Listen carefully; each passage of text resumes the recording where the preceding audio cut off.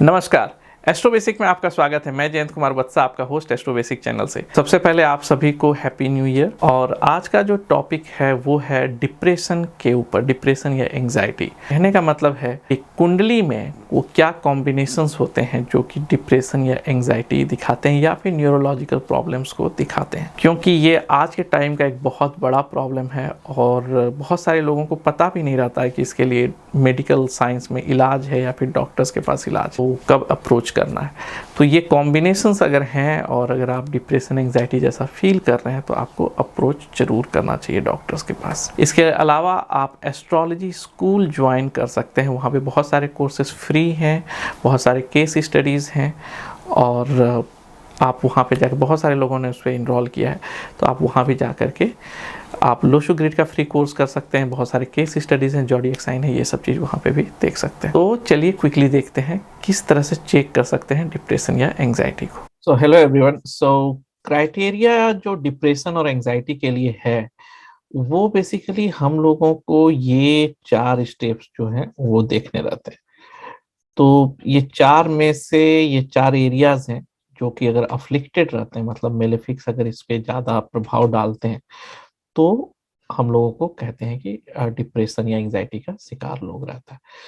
तो समझते हैं कि ये 4 एरिया क्यों है और मतलब क्यों इसका इम्पोर्टेंस इतना ज़्यादा है। तो सबसे पहला है मून। तो चंद्रमा जो है हम लोग के इमोशनल एरिया को बताता है। तो जो इमोशन से रिलेटेड जो डिप्रेशन या एंग्जाइटी होता है, जो हम लोग की भावनाएं हैं, तो हम लोग चंद्रमा को देखते हैं। दूसरा एरिया है कैंसर ज़ोडिएक साइन, जो बाय डिफॉल्ट जो है कैंसर हम लोग के इमोशन को बताता है, भावनाएं को बताता है। चौथा हाउस होने के कारण काल पुरुष कुंडली में जो है कैंसर बाय डिफॉल्ट चौथा हाउस होता है, फोर्थ हाउस। तो ये हम लोगों के मतलब जो ममता, इमोशन, उस चीज पे ज्यादा ये चीज असर करता है। तो कैंसर ऐसे ही भावनात्मक जो चीज है वो चीज बताता है। दूसरा है फोर्थ हाउस, चाहे आपका कोई भी लग्न हो, उसका जो फोर्थ हाउस होता है वो भी हम लोगों के इमोशनल पार्ट का इशू बताता है। मरकरी, ये न्यूरोलॉजिकल है। ये फर्स्ट थी 3 जो है ये जरूर इमोशन से रिलेटेड है, लेकिन जो मरकरी है ये हम लोग का न्यूरोलॉजिकल प्रॉब्लम को बताता है, क्योंकि ये नर्वस सिस्टम है, न्यूरोलॉजी से रिलेटेड जो चीज है उस चीज को ये बताता है, तो माइंड का। तो ये भी कंडीशन होता है। तो ये 4 जो है, इस चारों में से कोई भी एक से ज्यादा या चारों, तो आप समझ सकते हैं जितना ज्यादा चीज डैमेज होगा उतना ज्यादा गहरा इशू होगा। तो ये 4 में से कोई एक भी अगर अफ्लिक्टेड है तो इशू कर सकता है। तो जब हम लोग कहते हैं कि मेलेफिक्स अफ्लिक्टेड, का मतलब है कि इसके ऊपर मेलेफिक्स का असर हो। तो मेलेफिक्स हमारे ये 4 है, सैटर्न, राहु, केतु, मार्स, ये 4 है। 4 में से कोई भी 2 हो जाए, अकेला एक उतना प्रॉब्लम नहीं करता है। तो कम से कम 2 और 2+, ये कम से कम 2 या 2 से ज्यादा होने चाहिए किसी भी एक पॉइंट पे, तो ये इशू करता है।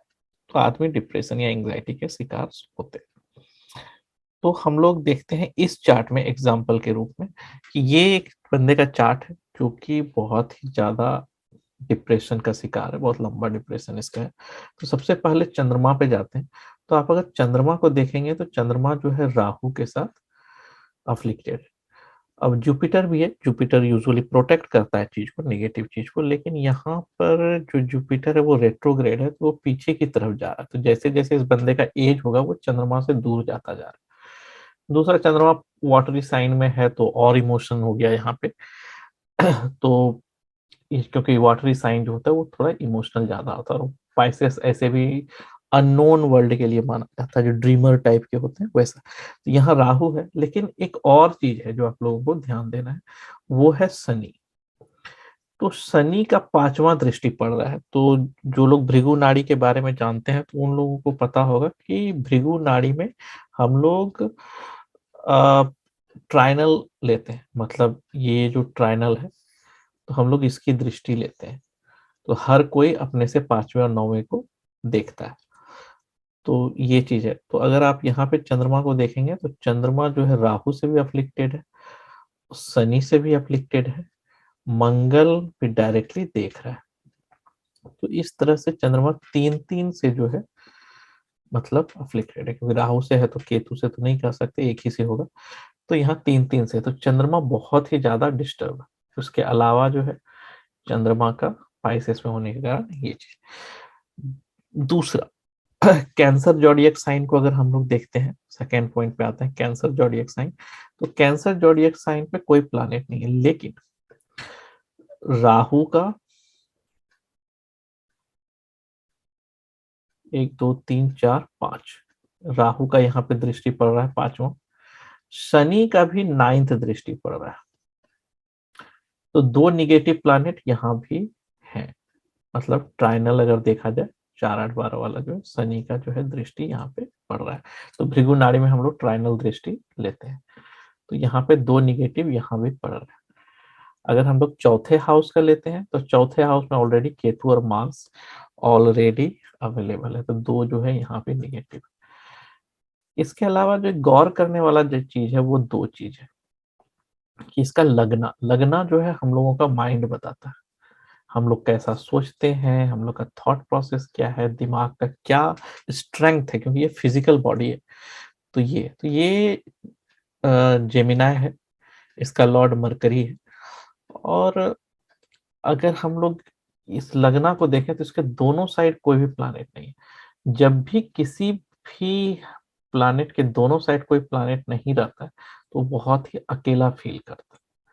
तो इस बंदे में अकेलापन बहुत ज्यादा है, क्योंकि ये जो लगना है इसके दोनों साइड कोई नहीं। थोड़ी देर के लिए अगर चंद्रमा को देखें, दो जुपिटर है, राहु है, तो थोड़ा प्रोटेक्ट करने की कोशिश कर रहा है, लेकिन इसके भी दोनों साइड कोई नहीं है। तो इसमें मतलब इसके माइंड इमोशनल साइड भी है, हमेशा कभी कभी इसको बहुत ही अकेलापन फील होता होगा। तो लगना के साथ भी वो चीज हो रहा है, यहाँ भी वो चीज हो रहा है। अब बचा मरकरी अपना। तो ये जो लगना का जो लॉर्ड है वो मरकरी है, वो रेट्रोग्रेड है। तो रेट्रोग्रेड जब भी कोई प्लानेट होता है तो वो अनस्टेबल कहलाता है।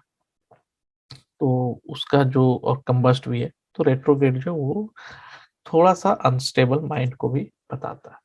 हम मरकरी भी है। और जो लोग भृगु नाड़ी में जानते होंगे वो जानते होंगे कि जुपिटर को हम लोग जो है कंसीडर करते हैं, जुपिटर को सेल्फ। तो जुपिटर रिप्रेजेंट सेल्फ।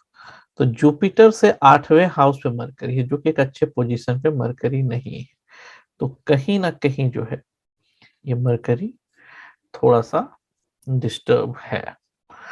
तो यहाँ पे चारों क्राइटेरिया फुलफिल हो रहे हैं, लेकिन इसमें से अगर कोई एक भी है तो खतरनाक है। तो एक से ज्यादा, 2 3 4, मेरे अनुभव में मैंने ये पहला और ये वाला, ये दो को हमेशा डिस्टर्ब देखा है। जो लोग भी ज्यादातर डिप्रेशन एंग्जाइटी के शिकार रहते हैं उसका फोर्थ हाउस डिस्टर्ब रहता है, या चंद्रमा डिस्टर्ब रहता है, या दोनों रहता है, मतलब ऐसे करके। ये चंद्रमा के साथ साथ चौथा हाउस भी ज्यादातर देखा गया है मेरे अनुभव में। लेकिन हाँ, ये चार क्राइटेरिया, एक भी काफी है ये करने के लिए। अब थोड़ा सा और समझ लेते हैं कि जब चंद्रमा जो सैटर्न के साथ जब लिंक होता है तो ये थोड़ा complaining nature, slow, past, depression, ये साइड जाता है। राहु के साथ जब रहता है तो ये एक टाइम में वायलेंट बिहेव करेगा, एक टाइम में डिप्रेस करेगा। तो इसका बिहेवियर दोनों साइड हो जाता है। तो इसमें एंग्जाइटी और डिप्रेशन दोनों साइड देखा जाता है।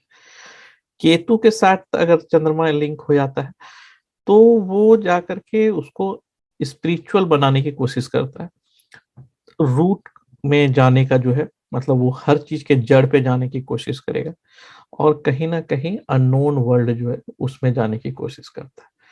तो स्पिरिचुअल वाइज ठीक है, लेकिन कहीं ना कहीं जो एक साइकोलॉजिकल होता है ये चीज, तो बहुत सब लोगों को जो कहते हैं हम लोग कि कभी कभी मतलब भूत या ये तरह का चीज रहता है प्रॉब्लम, तो वो सब में कहीं केतु बहुत ज्यादा हद तक रिस्पॉन्सिबल रहता है चंद्रमा के साथ। और भी क्राइटेरियाज हैं, लेकिन ये एक कॉमन चीज है।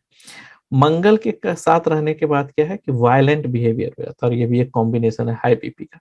तो वायलेंट एग्रेशन बहुत ज्यादा रहा, तो मूड कहने का मतलब बहुत जल्दी स्विंग होता है ये सब प्लानेट रहने के कारण। तो एक साइड बहुत ज्यादा जो है इमोशन एक तरफा बहुत ज्यादा हो जाता है।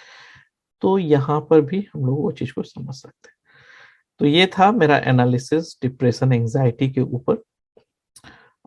Thank you. फिर मिलते हैं अगले वीडियो में एक नए केस स्टडी के साथ। इसमें हम लोग जानेंगे एक नए टॉपिक। तो आप लोग अगर सब्सक्राइब नहीं किए हैं तो प्लीज़ सब्सक्राइब माय चैनल। तो ये था मेरा एनालिसिस डिप्रेशन और एंग्जाइटी के ऊपर। अगर आप मेरे चैनल पे नए हैं तो प्लीज़ सब्सक्राइब बिलो और स्मॉल यूट्यूब टाइनी आइकन। और अगर आप लोग न्यूमरोलॉजिस्ट हैं तो आपको मेरा सॉफ्टवेयर ज़रूर ट्राई करना चाहिए। ये फ्री ऑफ कॉस्ट अवेलेबल है। आप 7 डेज़ का फ्री ट्रायल है, उसके बाद फिर ये बेसिक प्लान पे आते हैं जो फ्री ऑफ कॉस्ट है। तो आप प्लीज़ अवेल कीजिए और अपने कलीग दोस्तों को भी शेयर। सारा लिंक नीचे डिस्क्रिप्शन में दिया हुआ है या फिर यहाँ डिस्प्ले हो रहा होगा। अगर आप न्यूमरोलॉजी या एस्ट्रोलॉजी सीखना चाहते हैं तो रिकॉर्डेड कोर्स भी अवेलेबल है। Please visit my website www.astrobasic.com for more information, या फिर आप मुझे ईमेल कीजिए jayanthkumar@astrobasic.com पे। थैंक यू, मिलते हैं अगले वीडियो में, तब तक के लिए नमस्कार।